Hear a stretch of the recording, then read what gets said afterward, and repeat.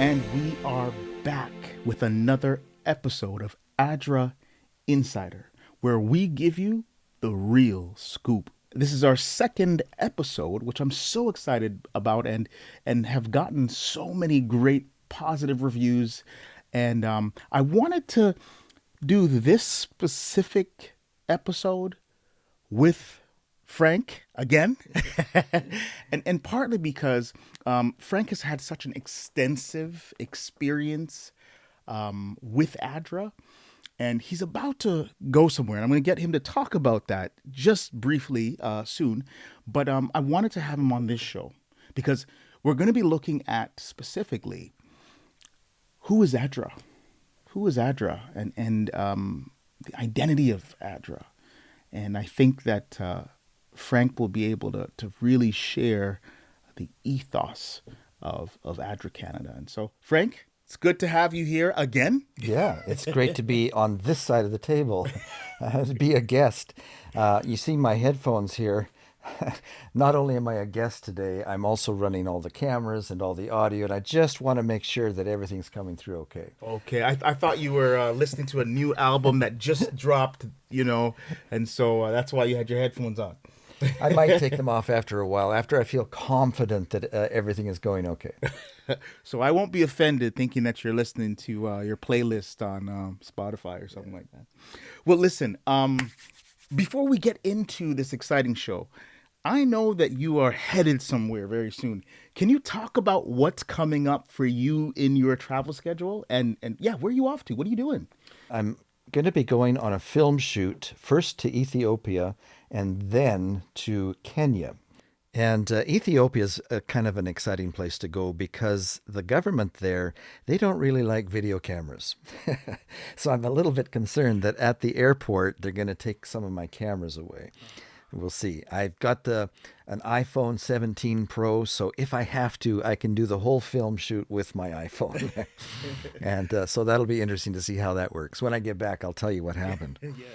Then I'm off to Kenya, where we are going to be filming 3 projects that ADRA Canada is conducting there. One is called The Together. Some of our viewers may know of that project because it's been running now for about 4 years, and we've reported on that before. There's a brand new project called Stronger. So after we've been together, we're going to come and be stronger. And we're actually doing it in the same area that Together has been conducted. I think we're going to be working with different families for the most part, but it's going to be a follow-up to the Together project. And then there's one more project that I'm going to be filming on the way out of the country, and that one is called Scale. It's a new one to me. We've been working in that same community, that's Turkana County in Kenya, ever since Together started. Well, maybe even before that. Turkana County has not had rain for about 7 years of any significance. And these people used to rely on their animals for their living. And now there's no pasture. And so all of a sudden their food sources, their food security is way down. ADRA Canada has helped this one area rebuild their food security by helping them with boreholes and rerouting water through irrigation channels from a river. And so we're going to be visiting some of those farms and see how ADRA has helped rebuild their food security. Well, listen, I'm so glad that I caught you because you're headed off in just a couple days here. Yes. So you know what? Let's get into the meat and potatoes. I should say veggie meat and potatoes of our show today. As we look at who is ADRA. Who is ADRA? I think as I'm in the field, as I'm traveling around, as I speak to people, there's a lot of maybe misunderstandings or misconceptions with who ADRA is, what ADRA stands for, and what we do. And so, one of my first questions to help clear this up and get sort of deeper into the identity of who ADRA is, Frank, tell us, if you could describe ADRA's personality in 3 words. 3 words. 3 words, just only 3 words. What would it be and why? Oh, you're giving me a hard task here. 3 words. I've been filming for ADRA for 36 years now. And I've seen a lot. I've visited at least 70 countries filming the projects, and I've seen some amazing things of how ADRA has changed people's lives. If you ask me to bring it down to 3 words, that's going to be difficult. I would have to say love and compassion, caring. If you're asking about the personality of ADRA, it's just a people helping people live better lives. ADRA works with people that are kind of trapped in some of the worst living conditions you can imagine. I often say, I wish I could take our viewers, our constituents, on a trip with me, on one of my filming trips, so that they could see firsthand. Because until you do that, you really don't understand. It's true. And I agree with you 100%. I just came back from the Together Project in Kenya and Uganda, the one that you're going to. Okay. And I'm telling you, it is life-changing. It has changed my life, how I see the world, how I see ADRA's work, seeing the beneficiaries, being able to see them and hearing their story talk about how impactful the project has been. It brought tears to my eyes. So I'm in agreement with you. I wish we could bring the entire world on a trip. It would change the entire perspective of people. So I guess my next question is, when we think about ADRA's motto, compassion, justice, love, which one do you see most in your work? That's a tough one, eh? Yeah, it's kind of equally balanced, but I think the one that people don't necessarily always think about is justice. Or if they do, they might not quite be sure what it means. I think the Western world has somewhat distorted the meaning of justice.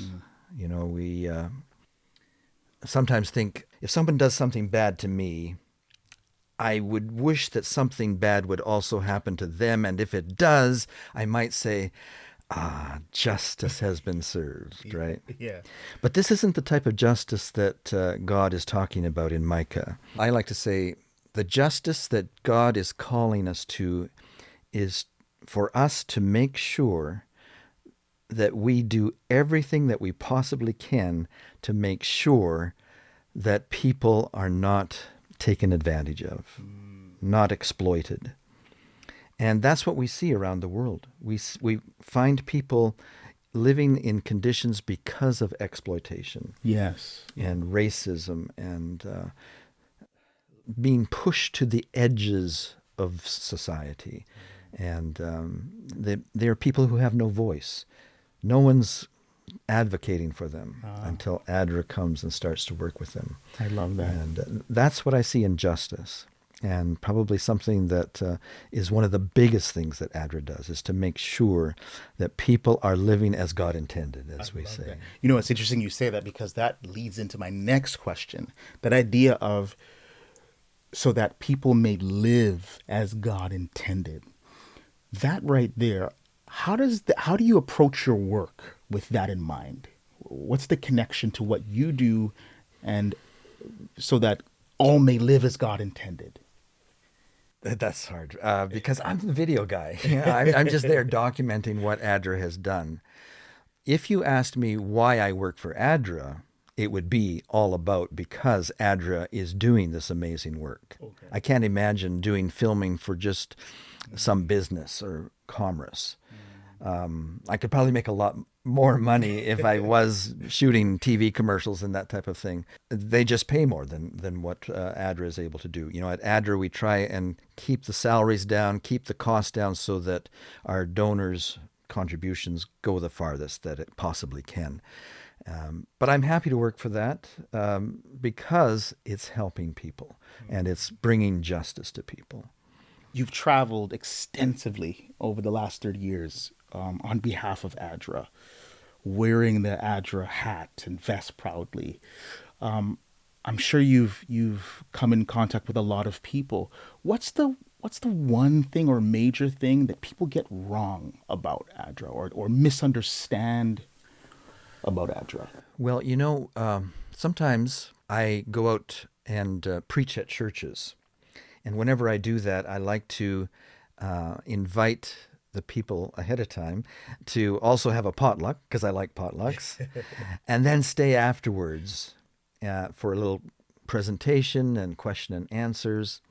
And one of the things I like to do right when we start, I ask, can someone tell me what ADRA, ADRA, what does it stand for? What's the acronym stand for? Yeah. And the response that I usually get from people is, oh, it's Adventist Disaster and Relief Agency, right? Adventist Disaster and Relief. Maybe some of our viewers would have said the same thing if asked that question. Adventist Disaster and Relief. I actually heard it on the weekend. I was at a church and someone said, "Oh yeah, Adventist is Yeah. It's a common misunderstanding because ADRA is most known for its work in relieving disasters. Right after an earthquake or a tsunami or hurricane, ADRA is there providing clean water, shelter kits, making sure people have the food that they need, and medicines if necessary. And so that's what ADRA is most known for. When people talk about ADRA, they talk about how ADRA does disaster relief. Not too many people are actually aware of what we do the rest of the year, or the rest, after the disaster is over and people are getting back into their houses. What does ADRA do then? Well, it's development, and that's what the D stands for, Adventist Development and Relief Agency. Well, what is development? It's a big word. It has lots of different meanings. We have a development going on just in our neighborhood, right? New houses going up. That's a new development. It's people are putting in the water and sewer and power.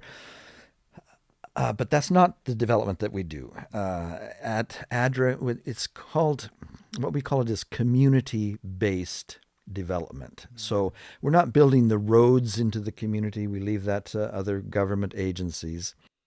ADRA is a non-government agency that focuses in on specific needs. And so when we talk about development, often it happens after a disaster.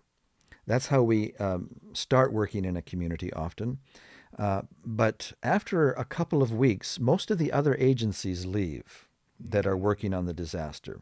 After the film cameras leave, the other agencies tend to disappear. But ADRA stays on, helping build back better. So if a hurricane has wiped out people's houses, ADRA finds some funding somewhere and helps people build their houses back better so that when the next hurricane comes, it's not going to be wiped out. So that's the first thing that we do, is help people rebuild their lives after a disaster. But once we've started working in a community, we look around and we sit down with the elders of the community. We ask them, what are your needs here in this community? And they might say, well, to get water, our women and children have to walk 5 kilometers. And how much can you carry on your head back to the village? You might have to go twice. So can you imagine walking 20 kilometers a day just for the water that you need? Wow. How much time of your day would you be spending just collecting water? What about some of the other things that you need to do? What about doing some type of employment so you can get some income for food, or working in your fields, if you're spending all your time chasing water?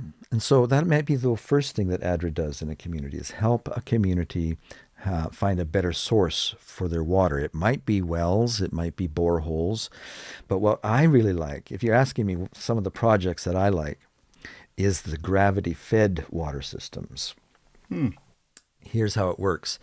And it only works in certain communities. You have to be living in a community that has hills or mountains above the village, and the type of situation where there's a water source up in the hills, whether it's springs that are coming up or what have you. And they get the village people involved in the project to help them dig the trenches, to lay the pipe, and it's usually a food for work situation. So the hours that they put in, they get bags of rice or some other food item. So for a couple of months, they're working on this system. They find the source. They have a little structure there to filter the water up at the source. Comes down through the buried pipes that the people build, and then it brings it to a big storage. They make the storage tank as part of the project. The villagers help. They build this huge concrete water storage place. And then from that storage place, the water trickles in all night long from the water source, from the hills, by gravity. There's no electricity needed for pumping or anything. So it's just all gravity. And then from that storage tank, there's more little water pipes that go out from that storage tank to different points in the village. And so you have water points all over the village. Wow. Now, instead of walking 20 kilometers a day to get the water that you need, people just have to step outside their home and turn the tap. Wow. It's just amazing. That's awesome. That's awesome. It's funny because it's interesting. I was in, I think, Turkana West at the time, and we went to visit a project, and on our way out, there were these 2 or 3 kids sitting around, and the sun was shining, and they had maybe 1 liter pop bottle, and it was kind of inserted into the dirt, and they were just sitting there, and I asked I asked one of the locals, what are they doing? And they said, they're fetching water. And I was like, really? And they're like, yes, they'll be there for about 3 hours or so just to get, just a little bit of water out of the ground. And I was like, wow, So you talking about water and how ADRA helps in terms of sustainable development, that's powerful. That's powerful in terms of the projects that we do. You mentioned that ADRA is a lot of the times already there before a disaster strikes. So it's not like we just parachute in. In many countries, we're already there. Yes, that's one of the great things about our ADRA network. People have probably heard us talk about how ADRA is in 120 countries. Yes. Now that changes from year to year. Sometimes we have 125 and sometimes it goes under 120, but average 120 countries in the world.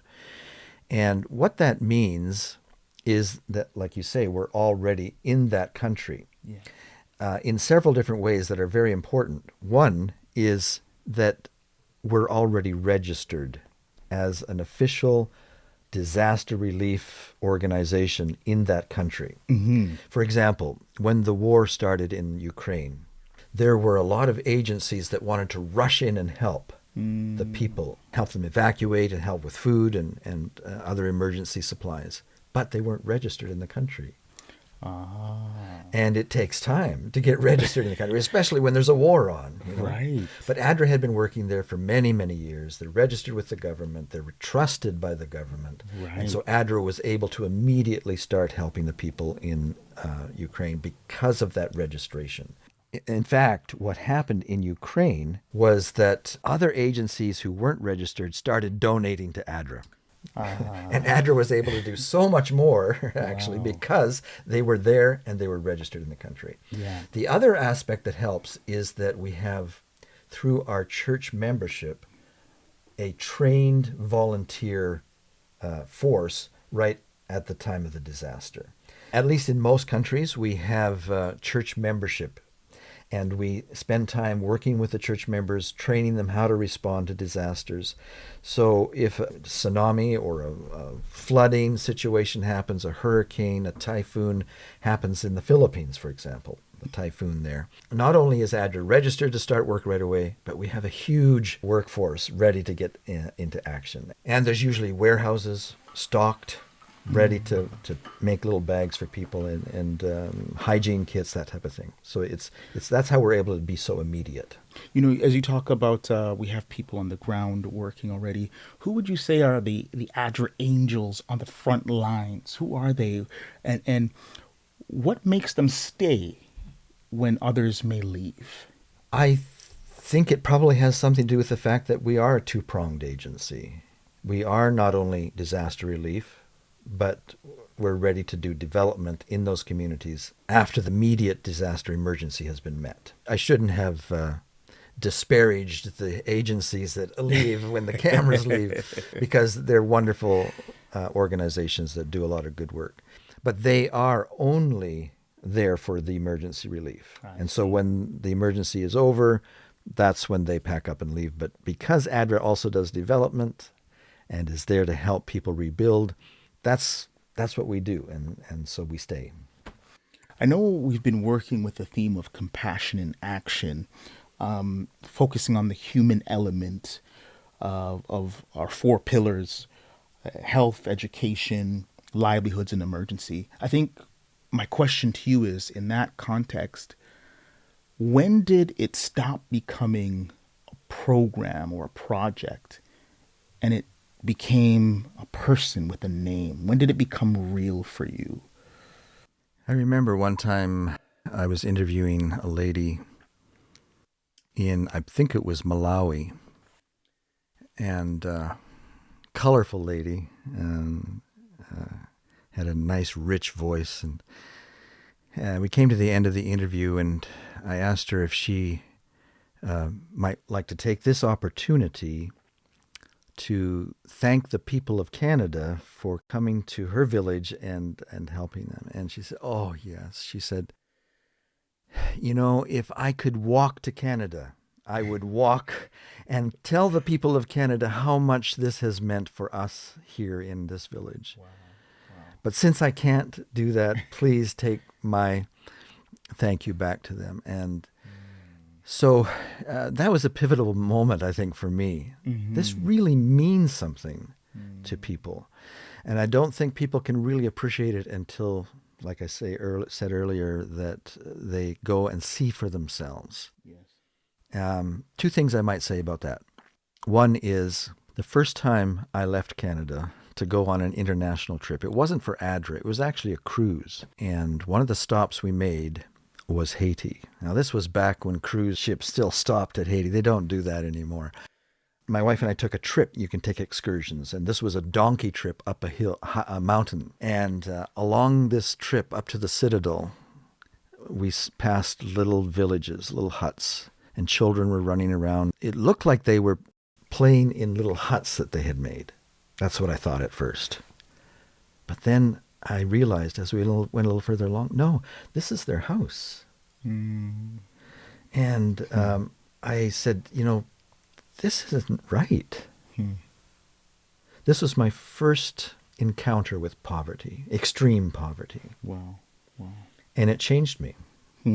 I was studying for the ministry at the time, and I said to myself, somehow, somewhere, some way, this is the work that I need to do, helping people who are living in these kinds of conditions, because it's just not fair. It's not just, Yeah. I never had that attitude before I left. I had never seen it. Right. It's funny, the cruise director, before we went on this excursion, tried to warn us about what we might see and how it might affect us. And I remember saying to myself, that's maybe good for everybody else, but I know what poverty is. I've heard about the people in Ethiopia. This was back when there was a famine in Ethiopia. I understand. I have grown up in the church and we serve people. We know what poverty is, but until I actually saw it for myself firsthand, I didn't really understand. Wow. And so that would be the first thing I would say. The second thing is maybe we could make a pitch right now. Okay. If people would like to experience some of this for themselves, ADRA Canada is reigniting the Connections trip. That's right. Yes. Maybe you can tell us a little bit more about that. Oh, man, Frank, you bring up a good point. This idea that if you want to see exactly what ADRA does and experience it for yourself, guess what? We have an ADRA Connections mission trip this year. As a matter of fact, 2. We'll be headed to Jamaica around February, March to help with the rebuilding effort. So there's opportunities there, as well as Peru in August. And so we have an amazing team member, Takshila, who will be leading out on this. And so this is a perfect time for anyone who would like to be boots on the ground and see exactly what ADRA does. ADRA Connections mission trip.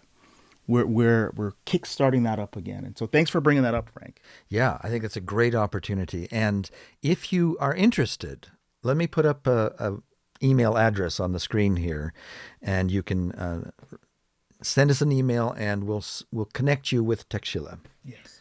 And she's having an initial meeting, I think, coming up here shortly. And so if people could write in if they're interested, and they could be a part of that initial meeting.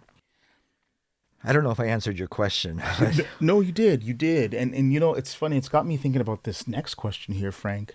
How does ADRA ensure that the country that the project's in, that the people own it, so to speak, long after the funding has stopped? And this is so important because often what happened in the early days of ADRA, we've learned a lot. ADRA started, 1983? And when we first started those first few years, we made some mistakes. You learn as you go. International community-based development was brand new. This was a new thing that people were doing. And what we found is if we went and dug a bunch of wells for people and put on the pumps and left, sometimes we put an ADRA plaque on it. Right, so anybody that came by and saw the well, they would see the plaque, ADRA. What happened was when the pump broke down, no one in the village bothered to fix it. Wow. It wasn't their pump. Yeah. It was the ADRA well. It was the ADRA pump. And so they were waiting for ADRA to come back and fix it. Jeez. Wow. So what did we do? I think of Bangladesh. When I first started filming there, the country director there had kind of caught on to this situation. And so what they would do is after installing a well, they would call the village together and have a little ceremony, and ADRA would pass over the ownership of the well to the village. Wow. Now it was their well. That's special. I love that. And often through the years, we've made sure that someone in the village was trained on how to fix the well. Wow. And where to get the parts. And some villages would even charge people in the village a small fee to have access to the well, so that when they did need to order parts, there was money there available to order the parts. Yeah. So that's just a small example of how ADRA helps the village gain ownership of the project. I love that. So tell me this, how does holistic development, what does that look like in practice? And how do we ensure that we also not only take care of the social and physical needs, but also the spiritual needs? I know it's kind of a two-pronged question there, but let's start with this. Holistic development in practice, what does that look like? So we talked about how ADRA might come in and the first thing they do is water. Yeah. But that's just the beginning. And so when you talk about holistic, the next step after we get water into the village might be sanitation. People might ask, well, what does that mean? What's sanitation? Are you building toilets? Well, Right. That's what I was thinking. Are you building toilets? Kind of. It's not the type of toilets you would think of here that's inside the houses. Latrines? They're, pit latrines. They get people in the village to help again with the project, digging the hole, getting the materials, building sometimes it's concrete, sometimes it's wood, depending on the materials available. The small house that's outside. Sometimes when I ask people in some of these villages, what's the best thing that ADRA has done for you? Yeah. Guess what it is? What is It's the latrines. Wow. Why is that the first thing? I think it's because before the latrines came to the village, the children especially would just defecate anywhere. And so the streets, the little pathways, the little roads in the village, through the village, were covered in excrement. Yeah. The adults, of course, would try and go out a little further, maybe into the jungle. But can you imagine if you had to go in the middle of the night? Are you going to go out to the jungle? Right. Especially when it's raining really hard? You're going to go to the closest place you can. Yeah. So when people that I interview talk about the amazing latrines that they've gotten, they talk about how they no longer have to go out into the village, to the jungle in the pouring rain in the middle of the night. Yeah. They can just slip out to their outhouse. their latrine. And now the children are using it as well. And so that's not just a make the roads cleaner, it's a health issue as well, as you can imagine. So coupled with that, how does ADRA ensure that not only are the physical and social needs taken care of, but the spiritual needs? Is there, there's this talk about, I know ADRA doesn't proselytize, but is there a spiritual component or element? Is that talked about or addressed? When I say water and sanitation, I'm just getting started. I see. One of the things that I just love about ADRA is the small group sessions that they start almost right away, even while they're building the water systems and the latrines. They're having people meet together in small groups for small group education on health. Well, at least that's one of the principles. There's many more that these small group sessions cover. Many of the places I visit have a 16-point program that they take the people through, and water and sanitation are just the first two. They talk about how you need to filter the water or boil the water or take advantage of ADRA's filter systems for your water. And all of a sudden the children aren't getting sick. One of the biggest causes for death in the villages for children under 5 is diarrhea. Really? I did not know that. Yeah. Wow. We think horrible diseases like malaria and other things, but it's diarrhea. West Nile. And the reason is because people don't know that the way to treat diarrhea is hydration. They think if they stop giving the baby water, that the diarrhea will stop. Oh, no. And so they die of dehydration. Oh, wow. ADRA comes in, and that's one of the first things they teach them. Interesting. How to save your baby when they might have diarrhea. But these lessons go on and cover areas of psychological health, not just physical health, but psychological health, how to live life better, how to live life healthier, how to get along with your neighbor, how to get along with your spouse, how to start considering some of the things that your wife has to do and maybe help her. Mm-hmm. Maybe it's a good idea you don't beat your wife anymore. That's one of the things that I love about ADRA. They teach the men that a happier wife means a happier life for you. And once they catch on to that, all of a sudden they're helping their wife around the house and they're not beating their wives anymore. It's an amazing thing to see. Yeah. I'll interview people and the wife says, "My husband doesn't beat me anymore." That's what I like about ADRA. Wow. As you say that too, in the midst of global crisis, how does ADRA keep from not losing sight of the individual? Well, I think that's probably covered by the fact that when we're working with a village, we might have a team of ADRA workers. They're usually locally hired. It's not people coming from Canada. We don't fill the villages with Canadians.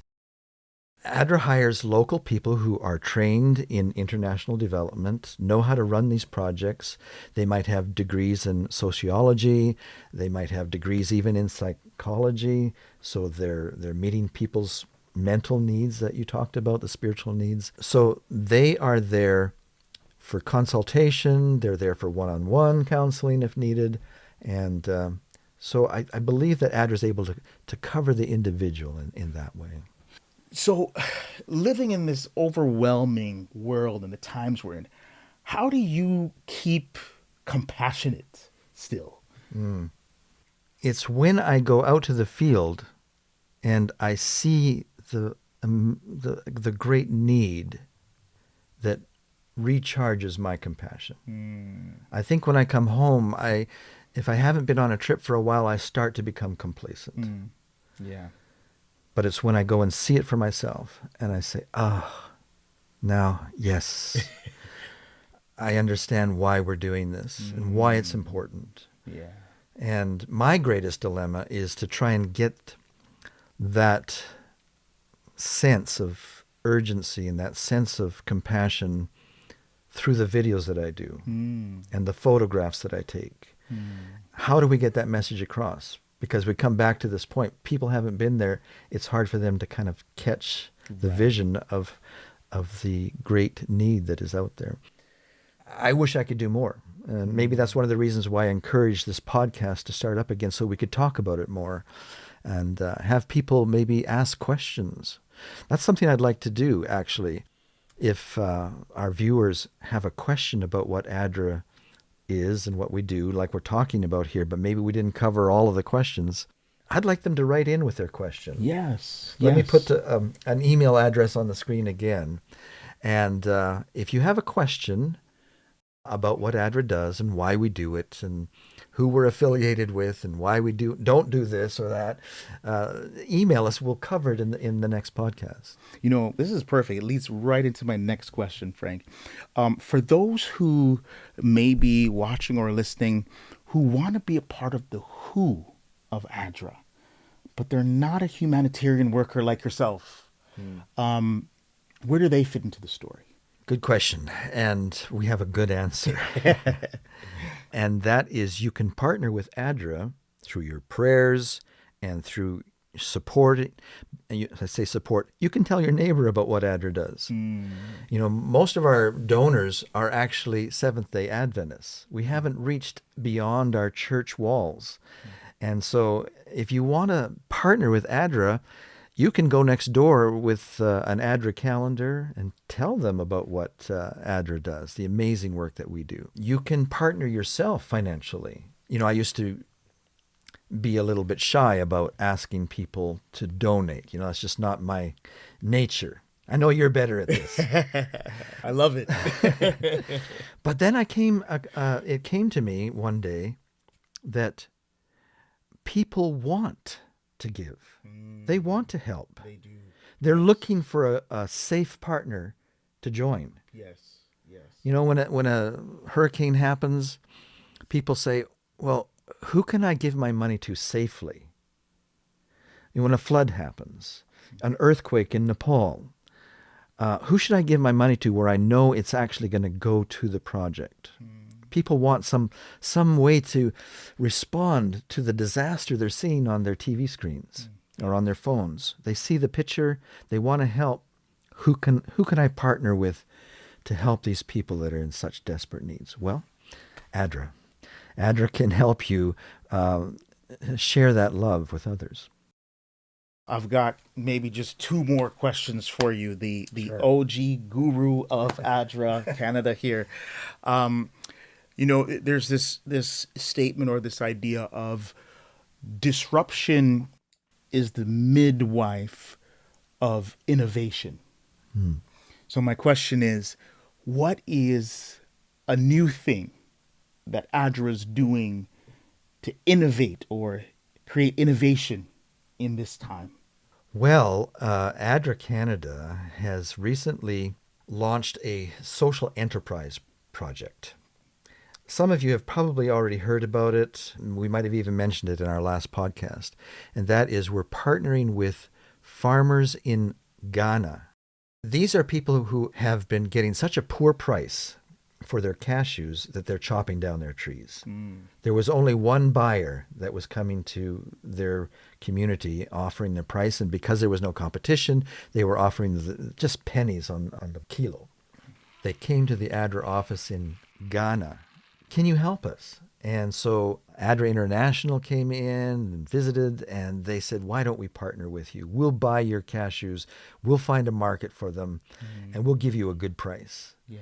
Now the farmers are actually, they were chopping down their trees because they weren't worth anything, but now they're planting new trees because they're getting good price for their crop because of what ADRA's doing. Now, ADRA International talked to ADRA Canada. We loved the idea. We started doing the same thing, and we just got our first container load full of cashews delivered about a month ago.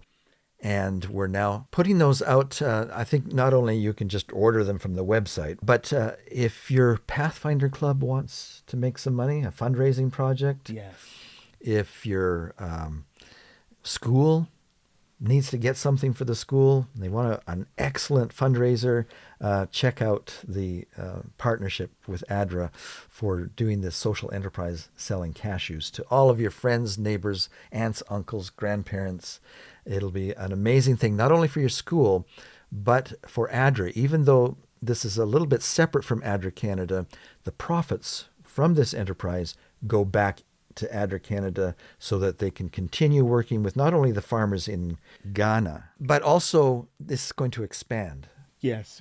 Yes, that's right. The profits go back into the social enterprise to do more good. And as a matter of fact, we're currently looking at creating new SKUs. And so we're looking at dried mangoes. Okay. We're looking at perhaps chocolate. It's a fascinating new adventure. And I often tell people this, pink Himalayan salt on these cashews. If you haven't tasted it, you need to taste it. Not only are you snacking, but you're snacking with purpose. Not only are you fueling your body, but you're helping to fuel the economy of Africans, the African continent. So this is amazing. My last question for you before I let you go. I know you got to pack, as a matter of fact. Yes, I'm sure you got to pack. I'm trying to get out of town here. Yeah. So last question for you. In 10 years from now, Frank, how would you want the world to define ADRA Canada? What I would love to see is ADRA becoming, or ADRA Canada will say, becoming a household name. Not just in the Adventist circles, but across Canada. Yes. You know, Salvation Army, household name, right? We're doing the same work as Salvation Army. Yeah. You talk about the Red Cross, World Vision. Everybody knows those names. Hardly anybody knows about ADRA. Yeah. And yet we're doing the same type of work. Right. And maybe even more efficiently. You know, people wonder how much of my donation is going to go to the actual project or to the people who are in need. Yeah. And ADRA Canada has one of the best efficiency rates. In fact, we often find partners that doubles your donation or triples your donation, sometimes quadruples or even 5 times. There was one project a couple of years ago where we had 10 times. So if someone gave $100, it turned into $1,000 efficiency, effectiveness. Yes. So household name. 10 years from now. In fact, I would love it if it was just 2 years from now. What can we do, Lyle, to make ADRA Canada a household name across Canada? And I believe, Frank, I truly believe that God is about to use ADRA Canada and elevate its name and presence globally. I think in the time that we're in, where the world seems to lack compassion, and it's about individualism and me, I believe that ADRA is going to literally be a model to the world of how God uses compassion globally. And just going back to your point, for every dollar that somebody donates to ADRA Canada, 93 cents goes to the project. And then you have the 7 cents that helps ADRA keep the lights on and do what it's doing. And so at this time, as I close, I want to make this appeal. If you have heard anything from today that Frank has shared, that tickled your heartstrings, that essentially compelled you to want to help or give or donate, support, please go to adra.ca and donate. There's a lot of projects that you can give towards. There's where needed most. But help us as we continue to help the world to live as God has intended everyone to live. Thank you. And that's it for our ADRA Insider Podcast today. God bless.